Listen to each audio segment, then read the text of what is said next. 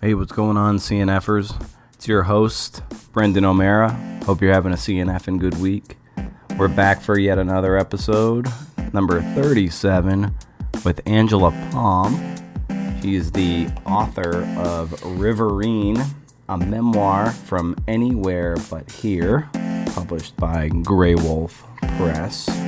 She's the second Graywolf Press author who's been on the podcast. Paul Lisicki is episode 27.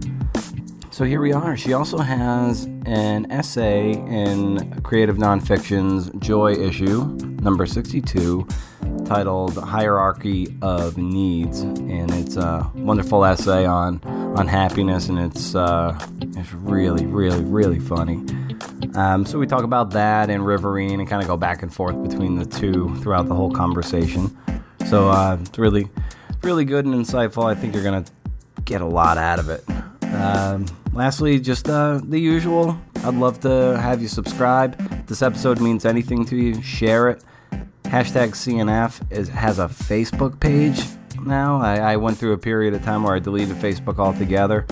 And I'm sort of back, but I'm back as the podcast. So go ahead and like that page if you wouldn't mind. And why don't we just get to it? I started this conversation by asking Angela what impactful books she had read throughout her life that helped forge her voice as a writer. So here's Angela. That's a good question. So I think before I started writing newer stuff, so before I wrote Riverine even, it was Joanne Beard's Boys of My Youth, Zora Neale Hurston's Dust Tracks on a Road, David Shields' Reality Hunger was a little bit of an influence, Wendy Walters' Multiply Divide, who else? Anything by Rebecca Solnit, Susan Sontag, all of her work. And it's really kind of like this essayistic influence, I think, combined with these really voice and place oriented personal narratives that is kind of like melded into what is emerging as a kind of style for me, I guess, even though I'm still experimenting with it. And after I wrote Riverine, I immediately read a book, and it was Ongoingness by Sarah Manguso, and it struck me as, working in brevity and collage and small pieces, and I thought, oh, well, instead of, pouring everything out onto the page, this is another way to do it. Yeah, showing some restraint in some ways. Yes, showing some restraint, exactly, and not only what you include in experience, but also in form and in a line level too. So that was really a big influence on this new essay, which was the very first thing that I wrote after writing Riverine, is the essay that's in the Creative Nonfiction issue, Hierarchy of Needs. And it does reflect a little bit of the conciseness, I think, that is kind of hallmark of Sarah Manguso's work, and also extended collage, I guess. They're not like really tiny pieces, but longer pieces that kind of work together into a brain.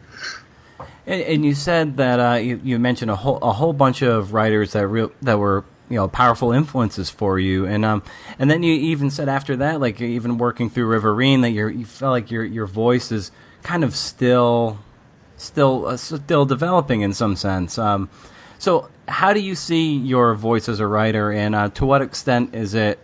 I won't say fully formed, but like where do you see yourself on a spectrum of that novice level voice and a level of like as close to mastery on the other side of the spectrum? Like, so where do you see yourself in that continuum? I would say I'm far away from mastery. I'm certainly still learning and experimenting. And, Riverine was that book where I tried a lot of different things before it became a book, and they kind of came together in the book. I don't think it's a perfect execution of what I was trying to do, but in some ways I really like that it's imperfect, because to me it shows that I'm trying this style or this approach as an artist, and working through that even more so now. I feel like I learned a lot about how to write and how to sort of express my voice along with my ideas alongside one another. So I somewhere maybe I'm in the middle. No, I guess you could say. Yeah, and it still being relatively the beginning of this year, how do you process writing goals, and how do you sort of, and then with that in mind, like sort of like divide up the year, and how do you approach it as you're trying to develop increasing levels of publication and mastery, and how do you process that? It's funny you should ask that. Instead of making like personal resolutions about myself for a year, which I feel like are always sort of setting me up to fail, I do make resolutions as sort of little goals for writing. And I write them out specifically in like a very Octavia Butler kind of way, like on a little card for myself to look at. And they're just very tangible items that I can look at as maybe like a publication that I want to get published in, or a grant that I want to apply for, and just small tangible things. And then within that, a little bit more abstractly, I think I'm working, as I said, just toward more understanding of what it is I observe in the world, and how I observe it, and what I care about, and what is really worth putting on the page at this point, and especially with respect to the state of the world and the country and all of that. I think it's really pushing me to think very deeply about intention and impact. So that's kind of where I'm at now. And I sometimes forget that I have this list, and I'll go back to, or I'll find it, because my things are always such a mess and like very unorganized. I have really good intentions, and I get very unorganized. But I'll find it, 3/4 of the way through the year, and I'll be able to kind of tick through like, hey, I did 3 of these 5 things. How can I sort of push through these last couple items? And honestly, it's been a great way to organize my time, because I feel like it's so easy to get pulled in a million directions. We're constantly, especially if you kind of live in the online world to some extent, the way that I do, I'm seeing, everything that everyone else is doing, where they're getting published, all of the contests that are open, all of the sort of great opportunities that exist when you're part of those communities. And being able to exercise some restraint over what you participate in, I think, is really, really key. And to just focus on what your, sort of personal goals or success looks like. I think that people get really trapped into the like submissions game. And one thing that really helped me even be able to finish a book was to stop participating in the submissions game, which became really quite maddening. And once I did that, stopped trying to get all these one-off publications. And once I just sat with my book and said, how can I make this a book or complete this as a book, I got so much done and came out with a book. And I felt like, taking a step away from that was really useful, and just sort of refocusing what I cared about. What did that submission game look like to you? And at what point and in what moment did you decide to take yourself out of that playing field and then do the focused work that turned into what is an outstanding book? Thank you. At first, it was really useful because I hadn't been published anywhere, and in order to get some credibility, I did need to have some publications out there. But it's sort of addicting. I think. I don't know if you feel that way. I felt that way, and I realized it was just becoming sort of crushing. Like the rejections are hard, and just not feeling good enough. Like that wasn't a good feeling for me.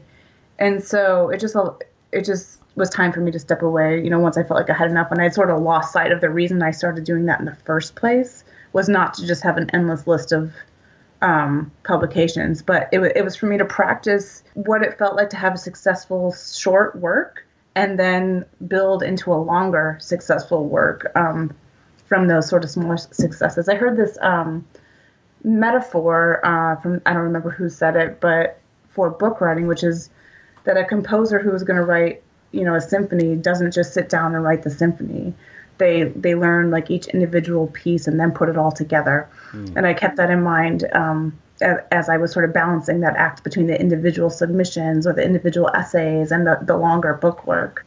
What does leveling up look like to you, and how has that changed maybe from earlier in your career to where you are now, and how do you approach that and dance with that requisite fear that comes with starting to reach greater levels of visibility with your work?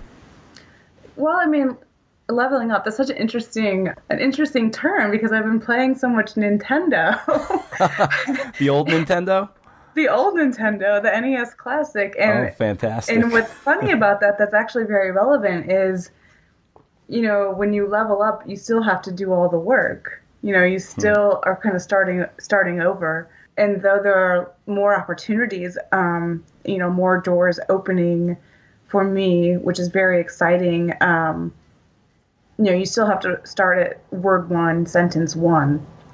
And so, in some ways it's easier because you're not worrying as much about whether the opportunities are out there or whether anyone will listen to what you have to say or, take the time to spend with your work to consider it.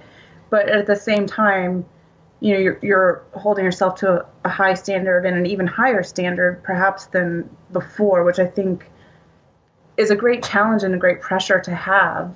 But also, it doesn't make it easier by any means.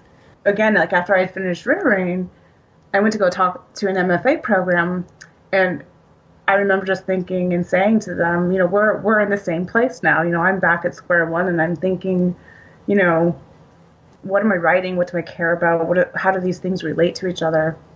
I think the process just starts over and over again.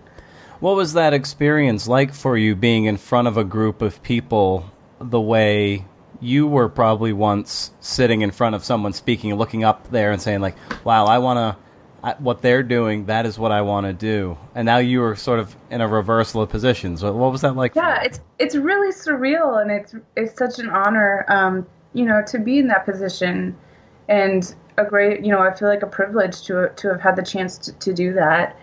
And, I think for me, I consider myself to be a pretty humble person because I don't feel like I'm any different from anyone sitting in the room. And for me, it's important to just be, very open and honest about what it's been like for me, and that it's still a struggle. Like writing, is hard. And any kind of chance I have to talk about, what's helpful or what I can share or sort of give to someone else to help them on their path, I try to do. When you were starting out writing essays and even getting into the work that would turn into book-length narrative, what were some of the things that you struggled with early on, and like as you're piling on new skills, and then like what are the new struggles? So I guess like it's a kind of a two-parter. Like what was hard for you early on, and then what's hard for you now? Well, I think at first, you have your 3, 4, 5 essays or chapters that are really obvious parts of the story.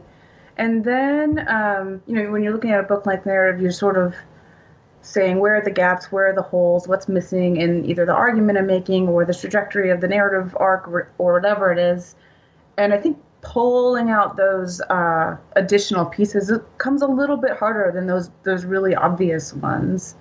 And for me, it was hard to sort of stretch between what was done and what wasn't done, because it felt a little forced and it felt a little, almost contrived until I really understood what it was I was trying to write about, or what it was that I, came there to say. And then it got a little bit easier.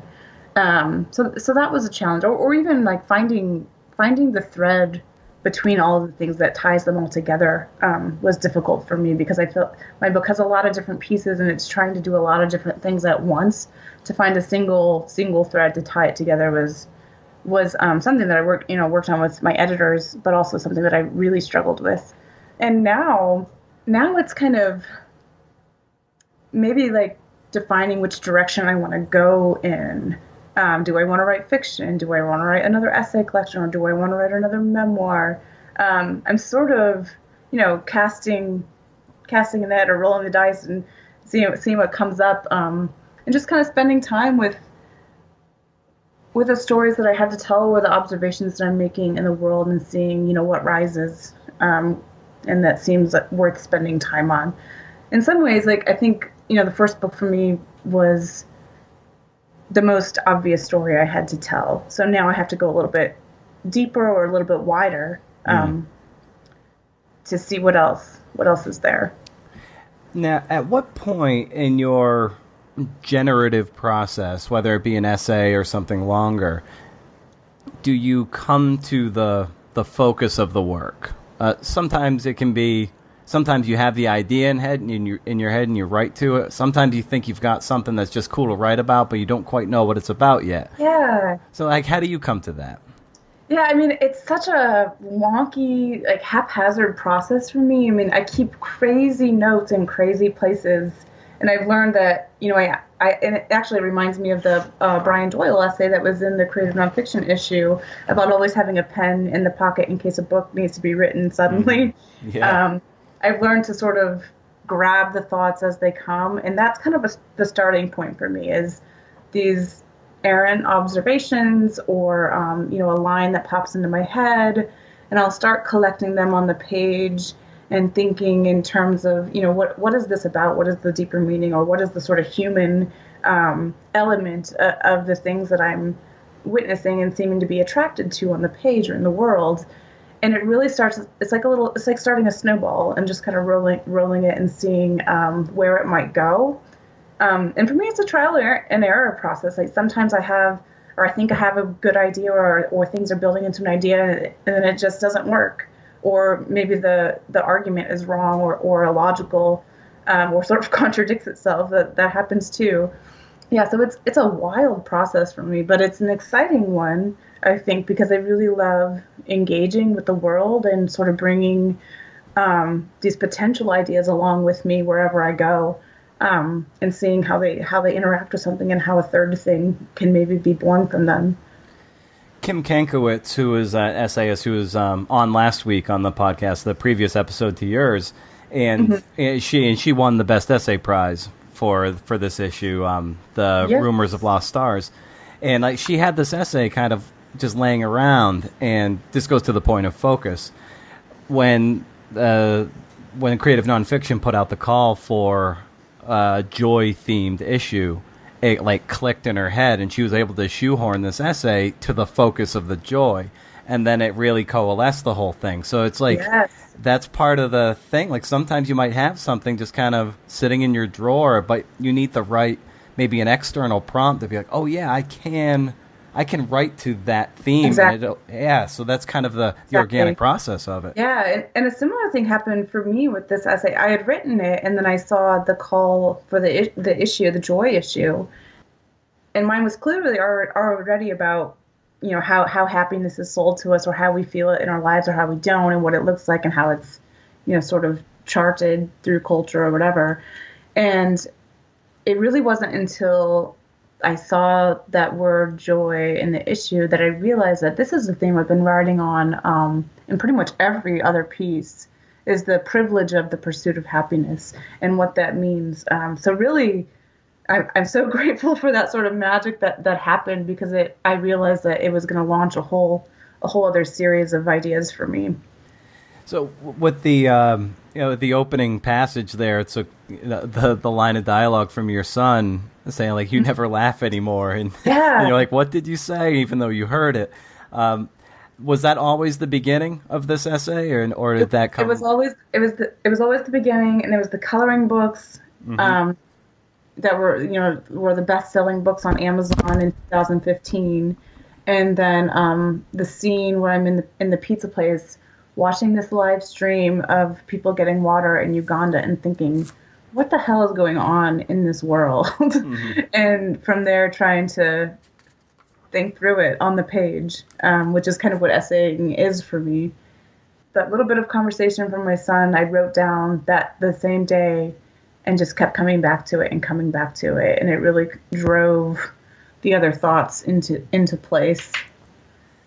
And what does your research process look like for stuff of this nature? Because there are some elements in it where you're reading other things that help inform this, and so how do you go about curating all the information that you like to help inform a piece of writing like this that's in 3,000 words or whatever it is? Yeah, so sometimes I've heard research or some kind of statistic, or I've read something and I can't quite remember it is, and then I have to go hunt it down. Other times I'm already bringing the idea with me and I encounter something and then kind of email it to myself to look into, and it's all over the place. I do a lot of reading and looking for things that sort of speak to what I'm writing about, and I kind of try to corral them into one place and read through all of it and see, what takeaways I can get from everything that I'm compiling.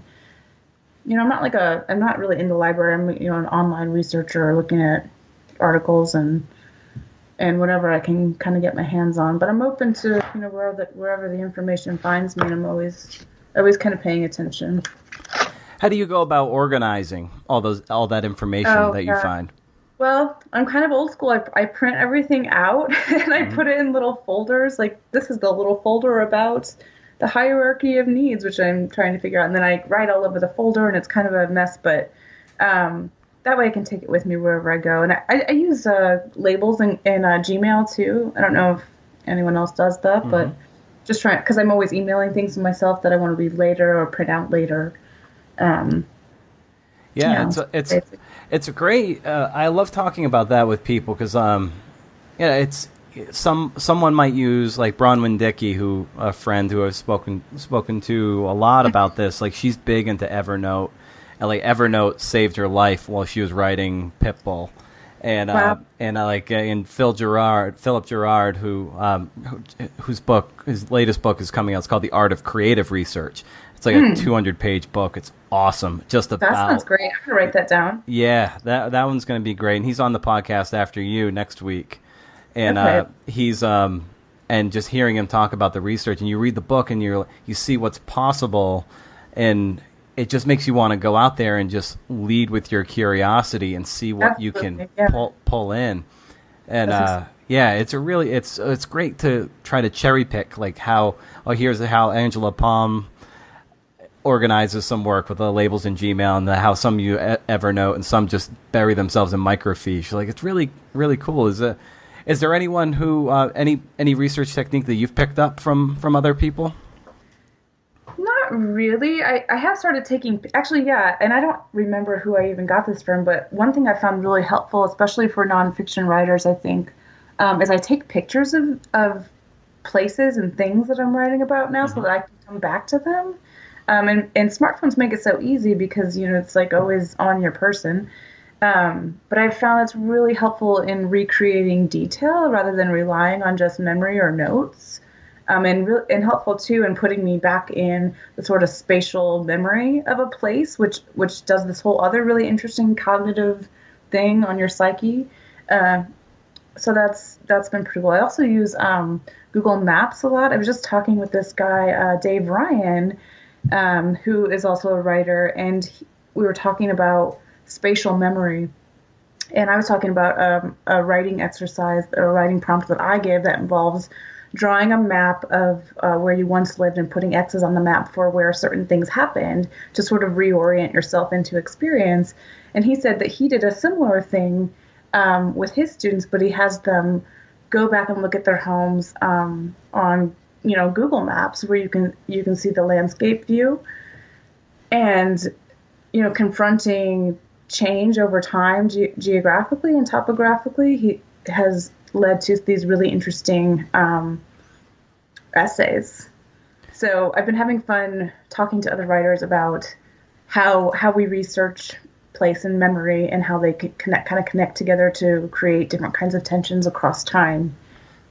A great exercise in dredging memory I found is, and I got this from Madeline Blaze, who I took a memoir class with back in undergrad, and it's just writing out like linearly a timeline. It's real simple, but you're like, okay, in 1989, obsessed with Ninja Turtles, and then but then that might lead you to, okay, I used to watch these cartoons with so-and-so, or I was playing Legends of Zelda on the phone with my controller. And, it just, all of a sudden, these little things start cropping up. Yeah. And, one little memory becomes a lead domino to others, and they go forward and backward. I don't know if you've exercised that as something to try. I do it a little bit differently. So I'll just try to list every single detail I remember about a place or an experience or a person or whatever. Like, what was the music that was in the background? What's every physical detail that I remember looking at? What was the mood like? What was the weather like? What was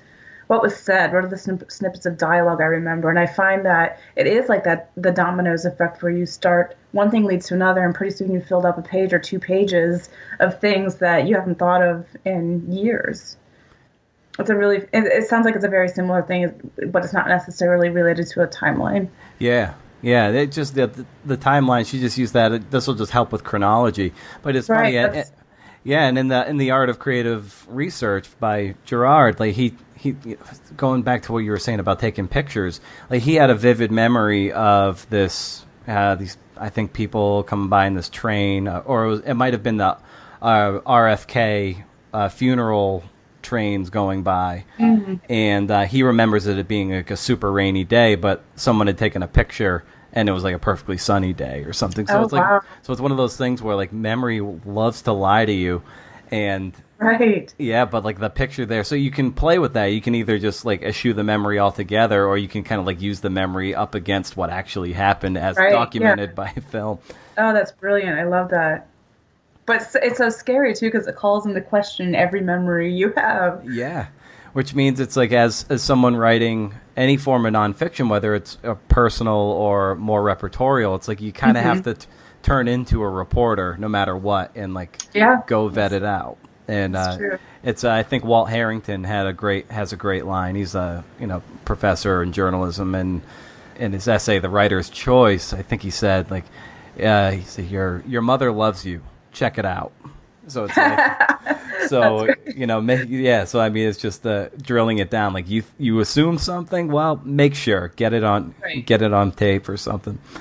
So when you were I'd say a younger writer in your early 20s or so, or mid 20s, like what were some of those growing pains that you experienced that all writers tend to go through?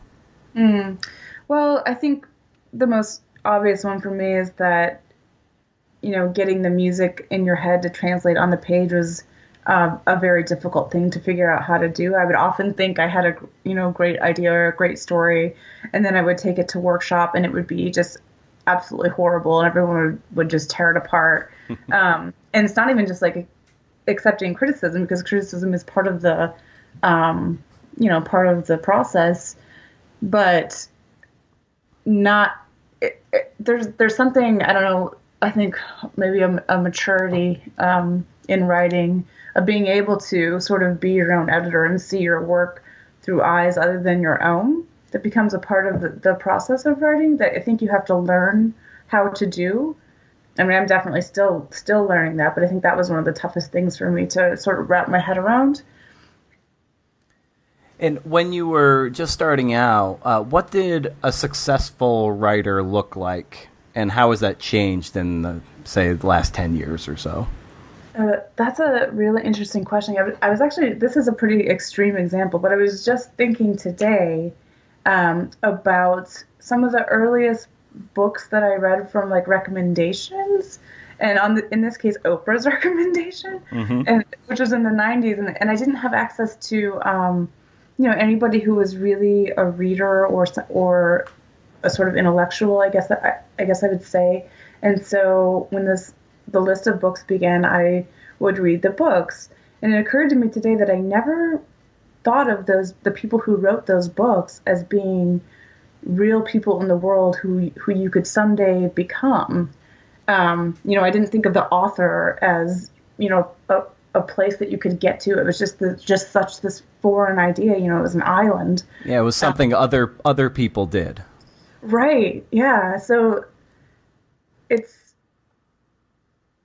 really kind of amazing. I mean, I just see it so differently now because I'm sort of, in the world a bit, but it was just such an unfathomable place to be when I first started thinking about it. And then as I kind of got involved more in the writing scene and started to have some publications and, just engaging with the community in a different way, in a way other than just being a reader, things, became seemingly more tangible or reachable.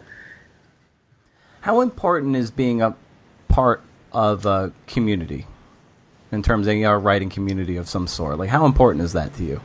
For me, it's everything.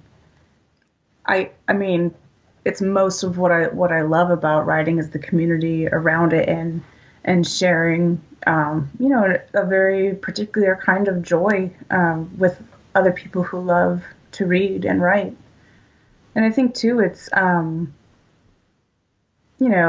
although we love the times where we're in our writing alone and it's sort of reaching that magical place, without the community, to sort of share that with, who cares? Mm-hmm. I think it's everything. Yeah. And it's like all my favorite people in the world, besides my, immediate family, are from my writing community. And is that community geographically local, or is it more virtual for you?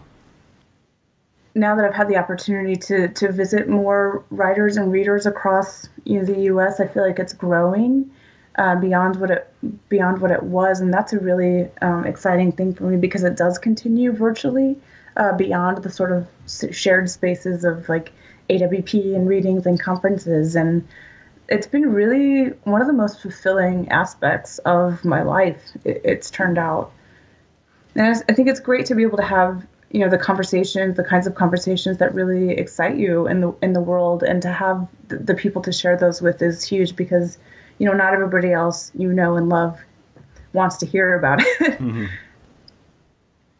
So when you were at AWP this year, the writer industrial complex that it is, how do you navigate it? It can be very overwhelming.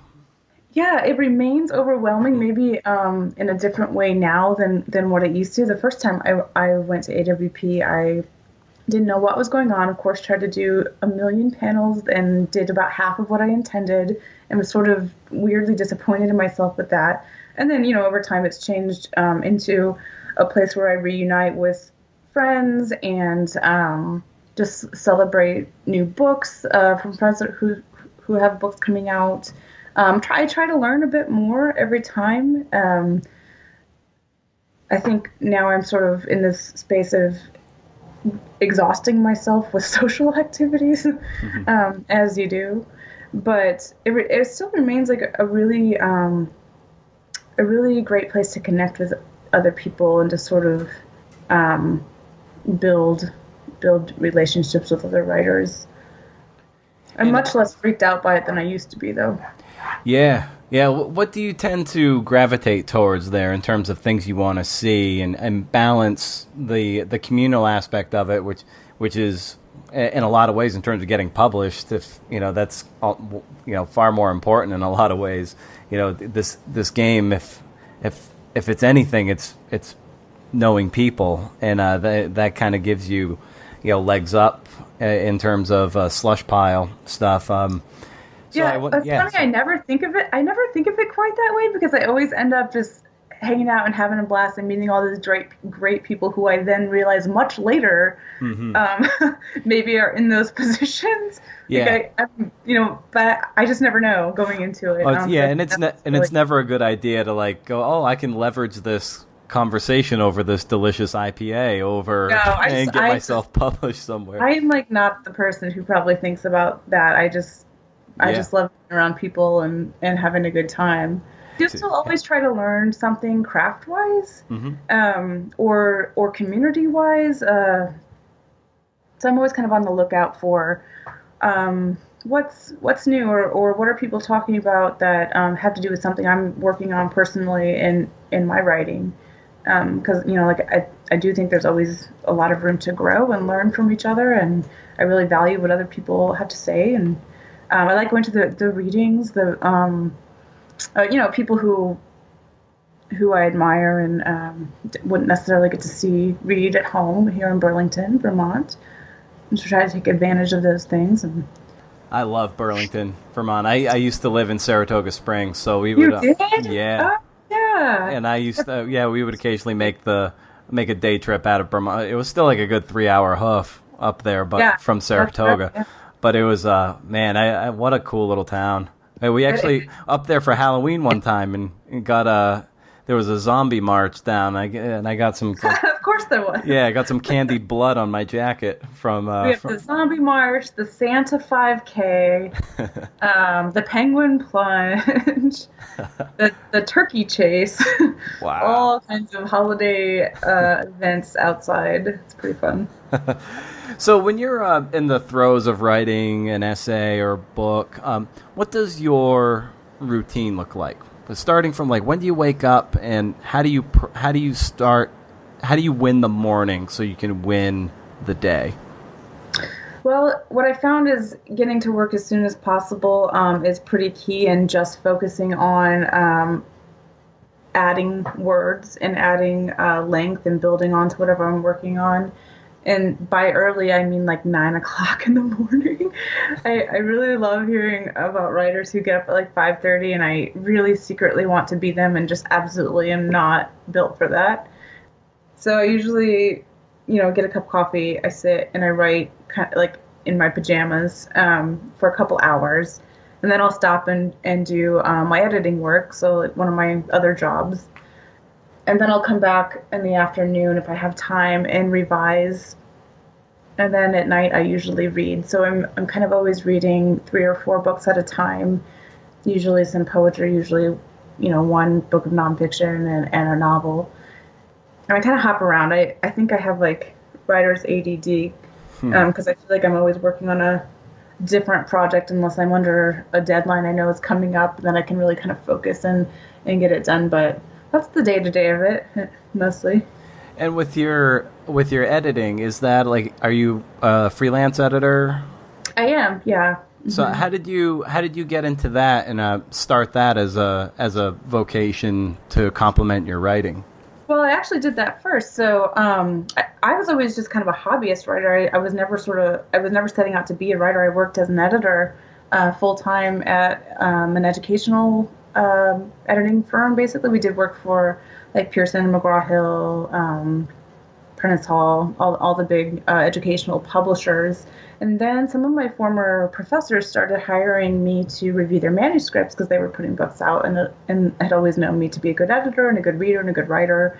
So I did that for them, and I started taking myself more seriously. Then I thought, well, I'd like to write more too, more than just kind of as a hobbyist writer. And I slowly scaled back my work editing and scaled up my writing time until I got to about a 50-50 balance, and I've kind of stayed in that balance for about 5 years now. And how did you put a value on your work? Like, how did you come to what you? I'm sure it varies from job to job, but like, maybe for someone who is looking to get into some form of freelance editing, where you actually can dictate the rate, unlike a lot of freelance writing, which you're just kind of beholden to the magazine or newspaper. So how did you come to an area of comfort where you're getting getting income and everything, and sustaining yourself that way? Yeah, well, first I did everything for cheap, like much cheaper than I should have, just so that I could get the job and prove myself. And then once I built up, a clientele and respect as an editor, I was able to charge more and sort of focus the markets that I worked in. And, over time, having a lot of one-off clients led to having more long-term sustaining clients and not needing to do as many of those one-off projects. And probably, I guess after Riverine came out, I kind of leveled up a little bit my rates to where they are now, and can be a little bit more selective about what I work on as an editor and how much time I spend editing too. It's hard to do editing and freelance writing and then also do creative writing that you want to publish or sell. It's just hard to be with words in that way for 12 hours a day. Do you find people don't value editing at a high rate? Like, they think it should just be almost complimentary? Sometimes that's the case, but I try to be pretty clear with people who think that this is a skill that someone has that you're asking them for because you don't have the skill yourself, and therefore it is a something that should be valued, for a cost. But yeah, it's certainly a sort of a thorn in the side of writers and editors' sides of people, wanting us to do work for free. Yeah. And what does a typical client look like for you? It's still a little bit all over the place. I do some editing work for the Harvard Business School, working with professors there on their course module notes and some of their books. And I also work with prose writers, mostly people who are writing first works of fiction or nonfiction.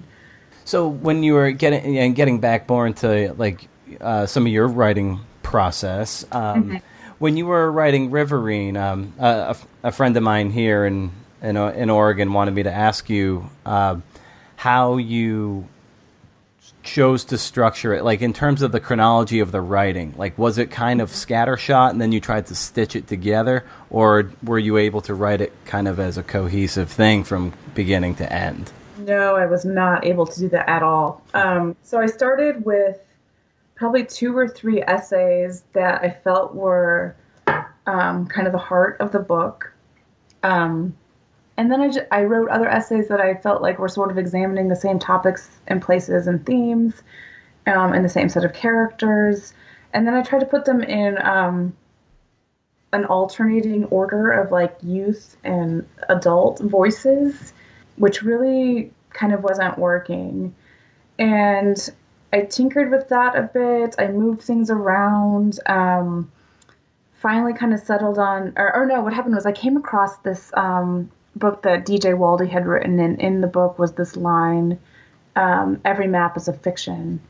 And that line, which is the opening epigraph of the book, really became an organizing principle for me that I had been actively searching for and unable to locate myself. Mm-hmm. And I realized that was really kind of the heart of the idea that I was working with, which is that I was trying to map this place where I had grown up, these experiences that had taken place where I had grown up, and was finding it very difficult to do in a chronological narrative from start to finish. So what I had done is taken little cross sections of that place and time out and looked at them individually. So, taking a sort of scan of or a survey of the religion in the area, the agricultural sort of state of the area, different pieces like that, and then organizing the book according to those different kinds of maps. But I think it's I think it's good to be always in search of an organizing principle or organizing thread, and then also be able to let go and get into a little bit of an uncomfortable place where you don't have the answers, and allow a sort of external magic or influence enter your work and lead you into maybe a better place or a final place. I feel like for me it's about 8, but there's a turning point where that thing happens, and then suddenly everything else begins to click into place.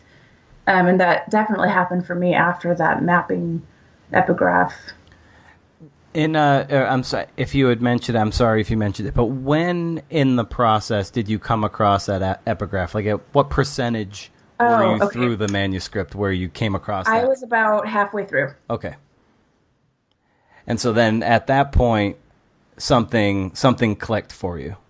Yes. Yeah. It was this idea that you could look at a map or look at a place and be misled about what that map or what a story of a place held, and that there was something deeper to be found. And I organized it around that layering and that peeling back of layers to get at a deeper understanding.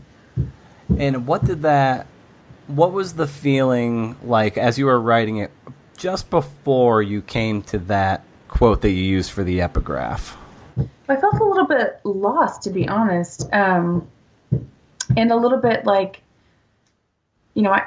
that challenge of having an idea and translating it on the page and having it not quite be what you wanted to say. And for me, it was a difficult place to be in, that sense of being lost on the page a little bit, or not quite being able to put into words or organization the thing that you were trying to do. So finding that epigraph was just, finding my way really in the work.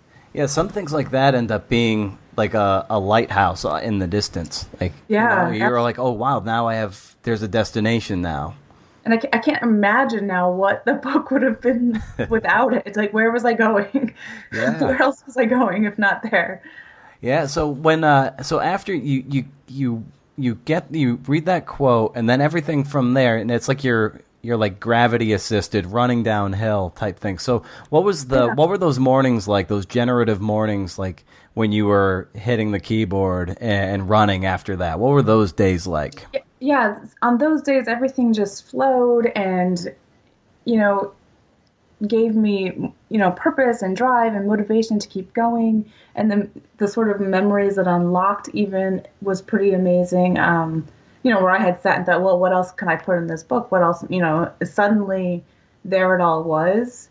And I think this is so important to kind of take a half turn from where you are and look at something from another angle or another perspective to see it in a fresh way. And it really allowed me to do that. And those days were great. There was a couple times where I would go, rent like a really cheap little Airbnb and just hole up with the work because there was so much of it coming out and to be done. And even, I would sometimes write till 3 o'clock in the morning because there was just so much. Yeah, I can't wait to get back to that place again where the work is pouring out. I understand what I'm doing. Do you have any, for lack of a better term, like meditative practice to try to find that flow state where you can sit in a chair and sit still and think through things and generate an amount of work where you feel just damn good when you're through? Yeah, one of the really important things I found is that I don't do well with snippets of time, 15, 30 minutes, an hour. I really need 4 to 5 hours of like no interruptions to really sit and get into those moments. And it's a very sort of visual process for me. And I use a lot of, and this is a very weird thing, but like Post-it notes.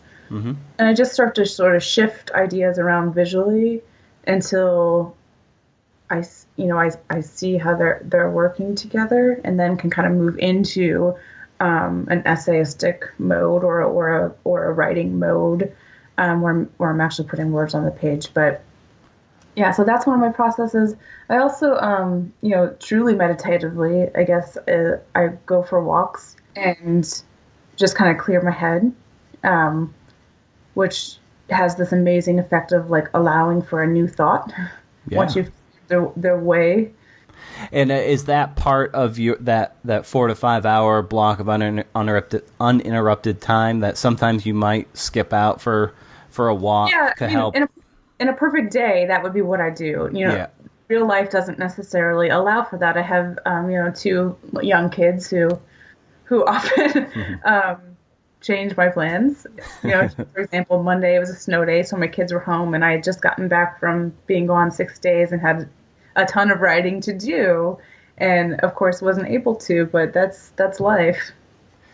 Yeah, and in reading Riverine too, you ground it in such a sense of place. Like you just feel it. I don't know. You just kind of feel the geography, and you feel the weight of that river that you grew up on around it. And how mindful were you of trying to elicit the pressure from the external world on you, and how that influenced your life? Like, how did you dance with that kind of feeling? Yeah, so actually, I was very mindful of that, and it was sort of part of this mapping idea too. And the river sort of runs through this book in the same way that the mapping does. And what I realized for me is getting across this very textured experience of place to make it feel that way for a reader was me going beyond this idea that experience happens in a void. So experience happens in, a very specific time, a very specific place, and with very specific characters. And getting down into the details and the sort of history and the feel and the sense and the smell and the sort of folk tales around all of the things that happened at that river was the only way to really transfer my sort of intimate experience with it to a reader who has never been there. And so I try to think of that as nothing happens in a void, and how do you get out of the void? By engaging with the world and in different ways, and with the senses in different ways, and with time and with place and with character. And so I tried to do all of that for the river, to make you just feel it, I hope. Yeah, no, well, mission accomplished for sure. Oh, good. Good. Thanks. And with hierarchy of needs too, what I love about it too is like this idea of like happiness you're trying to get at, and some of the most happy people are the ones who are able to not seek more, but actually just be content with what they already have. And you come to that in the final passage too. I believe it sounds like you're in Provincetown at the end. I don't know if you were. I am in Onset. Okay. All right. So near Wareham. Which is near Buzzards Bay. Yeah. I grew up around there. You did? Okay. Yeah. I grew up in Lakeville, which is right off 495. I think it all sort of has a similar feeling around there, right? Yeah. It's awfully bleak in the winter, very gray, and like devoid of tourism. And yeah, totally. Yeah. It's very isolated and so forth, but it's like a perfect place for you to kind of look inward at that time. So like, Where were you headspace wise when you were there, and then how did you plan on? What was your motive then to translating that into your essay? So I started that essay when I was there, and my son had just said the thing, the line about me never laughing anymore, which is the thing I had written down and brought with me. I was in this place where I had finished Riverine, the edits were turned in. I wanted to start the year off by doing new writing, and I was just in such a mentally sort of sad place. Donald Trump was running for president, and that was a new idea. Mm-hmm. And I was really, really just upset about a lot of the things that were happening in the world and in the country. And is that why he noticed that you weren't laughing anymore? I think I had just gotten so deeply into thought about those things and was carrying it with me everywhere and feeling like I couldn't do anything about it.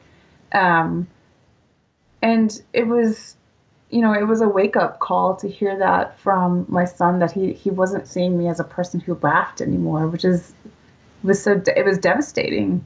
And I wasn't laughing at that little writer's retreat I was doing in Onset, Massachusetts. I was really kind of despairing, and trying to climb my way out of that. It echoed a lot of some of the early stuff in Riverine too, about how you were seeing your mother, in some ways, like the indoor sweatsuits and like the going out in public sweatsuits, and her like banging the pots and slamming the phone. I almost got that there was almost like a mirrored thing there. Like, yeah, that's a really good point. I hadn't actually caught that, but you're right that it was a sort of like coming into that place of being, in my head and not engaging in the way that I wanted to engage. And as a writer in these times, like how do you see yourself in this period of history, like doing the work you're doing, and where does your optimism lie? Well, I'm trying to find my place in this world, and I think I can write a lot about class in America is one thing I'm really drawn to writing about and have some thoughts about and observations to make. And I think that will be something, relevant and hopefully valuable. And at this point, optimism, we have to kind of craft it for ourselves, I think. And I'm just trying to, as I did in the creative nonfiction essay, I'm trying to find the joys of daily life and really take pleasure in existing in the moment, which sounds hokey, but I think is a real thing that we all need to do and spend time with people we love and sort of foster joy wherever we can, but still do work, still do work that matters and that can help transform things. It's kind of the only thing we have control over too. A lot of these things that you touch upon in this essay is like, there's a lot of things that are crushing you from the outside, but what can you do among your sort of immediate circle and try to help, radiate some of that goodness from your core out. Totally. And what can you tune out too? I think there's a lot that can be tuned out that is totally unnecessary noise, and being able to do that for yourself, I think, is really, really crucial. Wonderful. And I want to be respectful of your time, so let me just ask you where people can find you online, and where can people get more familiar with their work. And I'll put as many links as I can in the show notes to your work where linkable. But where else can people find you? AngiePalm.com. It's ANGIPALM.com is where my work is listed, and information about readings I'll be giving and so forth. Fantastic. And Twitter? My Twitter is @AngPalm, ANGPALM. Fantastic. Well, thank you so much for carving out an hour of your day. This was a lot of fun getting to know you and talk about your work. It's great. I love your show. Oh, thank you very much. And you're a part of the family now. So fantastic. Thanks again, and we'll be in touch. Okay, sounds good. Bye-bye. Bye.